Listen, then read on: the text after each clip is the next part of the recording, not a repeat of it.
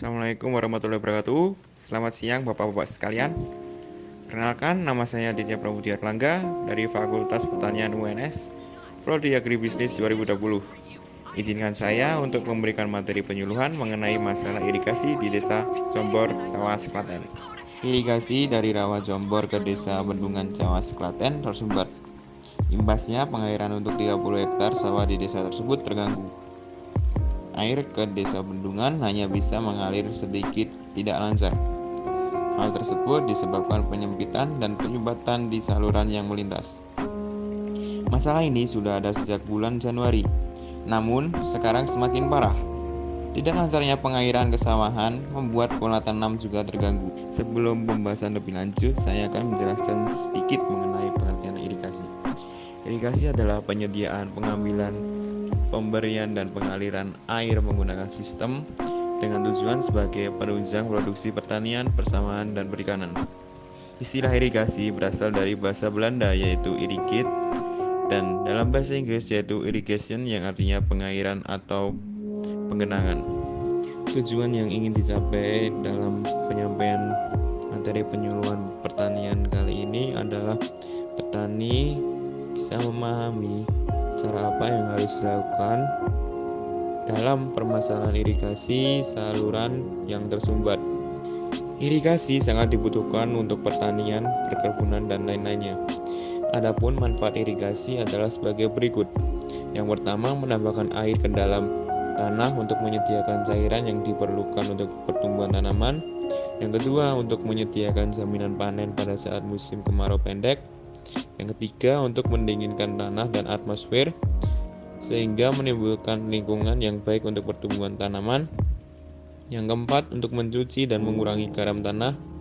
Yang kelima, untuk mengurangi bahaya erosi tanah.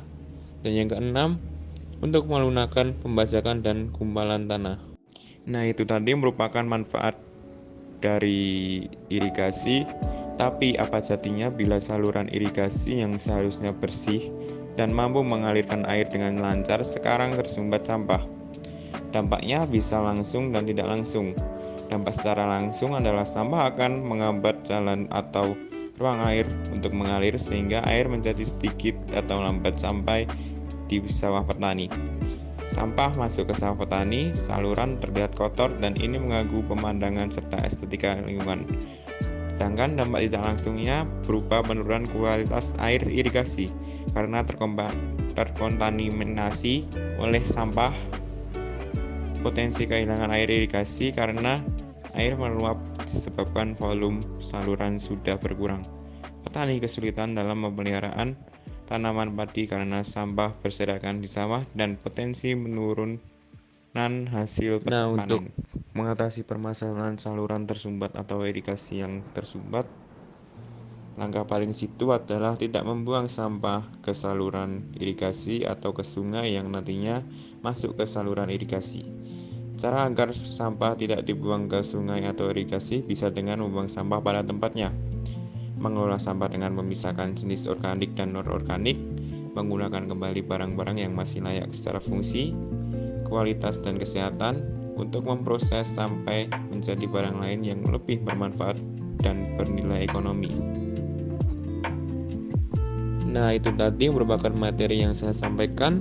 Untuk sesi selanjutnya merupakan sesi tanya jawab. Mungkin ada yang ingin ditanyakan dari bapak-bapak sekalian ini. Saya ada pertanyaan nih Pak.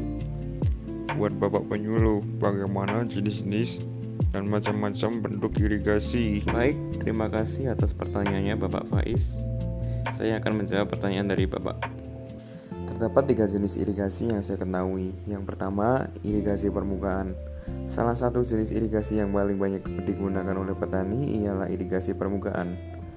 Penerapan irigasi ini dengan cara mendistribusikan air ke lahan pertanian dengan memanfaatkan gravitasi atau membiarkan air mengalir dengan sendirinya di lahan, di mana pemberian air dilakukan dengan menggenangi lahan dengan air hingga ketinggian tertentu.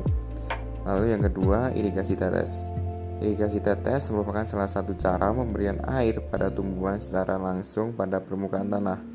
Jenis irigasi ini menggunakan alat yang disebut emitter atau penetes. Alat ini digunakan untuk menyebarkan air ke dalam profil tanah secara menyeluruh, baik horizontal maupun vertikal sebagai akibat dari adanya gravitasi dan kapilaritas. Lalu yang ketiga, irigasi bawah permukaan. Sistem irigasi ini merupakan salah satu bentuk dari irigasi tetes, namun yang membedakan adalah alat irigasinya diletakkan di bawah tanah. Sedangkan penerapan jenis irigasi ini sangat cocok digunakan pada daerah dengan tekstur tanah sedang hingga kasar. Nah, itu semua merupakan penjelasan materi penyuluhan dari saya. Apabila ada kekurangan, saya mohon maaf. Assalamualaikum warahmatullahi wabarakatuh.